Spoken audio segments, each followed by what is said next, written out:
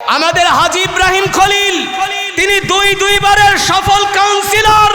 Challenge করে বললাম, পারলে দেখাও হাজী ইব্রাহিম খলিলের 4 আনার দুর্নীতি দেখাতে পারবা না, ঠিক কিনা বলেন? সুতরাং এই ঢাকা 5 আসনের মানুষের যদি ভাগ্যের পরিবর্তন করতে হয়, হাজী ইব্রাহিমের বিকল্প নাই। আজকের সমাবেশ থেকে বলে গেলাম, 12 তারিখে যদি হাজী ইব্রাহিমের জয় হয়, ডেমরা এলাকায় ঢাকা 5-এ কোনো চাঁদাবাজ থাকবে না। হয় চাঁদাবাজকে ভালো হতে হবে, নইলে ঢাকা 5টাকে ছাড়তে হবে। এই ঢাকা 5-এ 12 তারিখে যদি হাজী ইব্রাহিম বিজয় হয়, এই ঢাকা 5-এ কোনো মাদক ব্যবসায়ী থাকবে না। হয় মাদক ব্যবসায়ী মাদক বেচা বন্ধ করবে, ভালো হয়ে যাবে, অথবা ঢাকা 5 ছেড়ে তাকে অন্যত্র চলে যেতে হবে। আল্লাহ তাআলা কোরআনুল কারীমের মধ্যে বলছেন, যে জাতি তার ভাগ্য পরিবর্তনের জন্য চেষ্টা করে না, আল্লাহ তাদের ভাগ্যের পরিবর্তন করে না। সুতরাং আজকের এই সমাবেশে আমি আপনাদেরকে প্রশ্ন করতে চাই, আপনারা কি বাংলাদেশের ভাগ্যের পরিবর্তন চান? যদি আপনারা বাংলাদেশের ভাগ্যের পরিবর্তন চান, তাহলে একমাত্র ইসলামী আন্দোলন বাংলাদেশ, যারা শরিয়ার পক্ষে, যারা কোরআনের পক্ষে, আমাদের আমির তিনি ঘোষণা করেছেন, তিনি যদি সংসদে যেতে পারেন তিনি শরিয়ার পক্ষে কথা বলবেন, ঠিক কিনা বলেন? সুতরাং এই বাংলার জমিনে একটাই মাত্র ইসলামী দল আছে, যারা কিনা বুক উঁচু করে ঘোষণা করেছে, আমরা শরিয়া চাই, আল্লাহর জমিনে আল্লাহর বিধান কায়েম করতে চাই, ঠিক কিনা বলেন? সম্মানিত হাজিরিন, আমরা দেখেছি 54 বছরে এই বাংলাদেশের সংসদে অনেক দল ক্ষমতায় গিয়েছে, অনেক রাজনৈতিক দল ক্ষমতায় গিয়েছে, অনেক নেতা ক্ষমতায় গিয়েছে।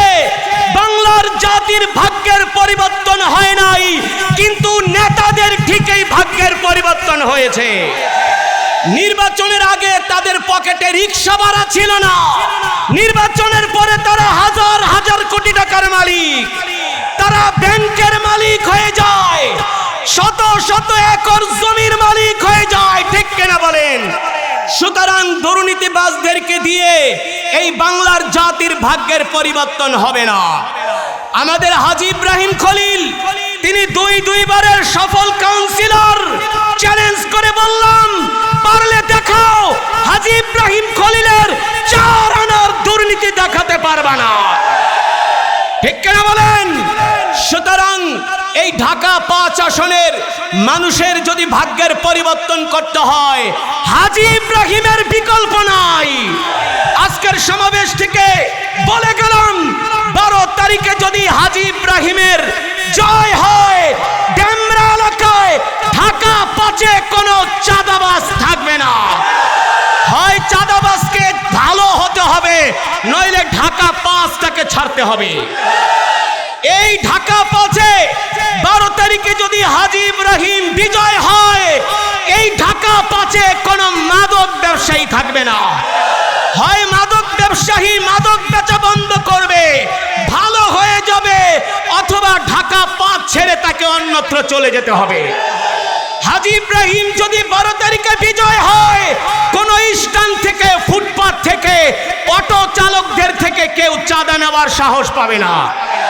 এবার আপনাদের কাছে প্রশ্ন রেখে গেলাম, আপনারা কি হাজী ইব্রাহিমকে বিজয়ী করবেন, নাকি আবার চাঁদাবাজদের হাতে এই দেশের ক্ষমতা তুলে দিবেন?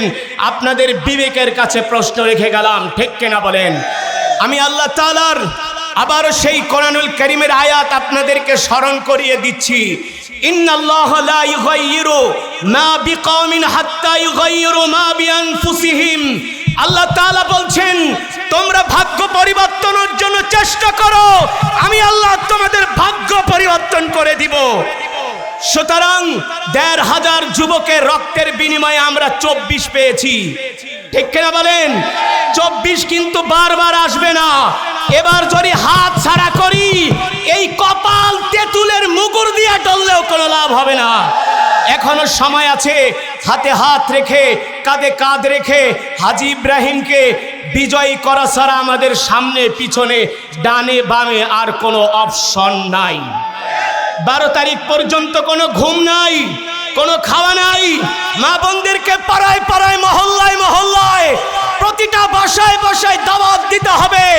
এবার ঢাকা 5-এ একমাত্র আলেম সংসদ সদস্য হাফেজ মাওলানা হাজী ইব্রাহিম খলিলকে আমরা এমপি হিসাবে দেখতে চাই, ঠিক কিনা বলেন? আল্লাহ তাআলা হাজী ইব্রাহিম ভাইকে সুস্বাস্থ্য দান করুন বলি আমিন, সুস্থতার নিয়ামত দান করুন বলি আমিন। আল্লাহ তাআলা তাকে যেন 12 তারিখে বিজয় দান করে, এই আশায় প্রত্যাশা ব্যক্ত করে আমি আমার বক্তব্য শেষ করছি। আবার দেখা হবে কোনোদিন জিহাদের শহীদি কাফেলায়, এই আশা ব্যক্ত করছি।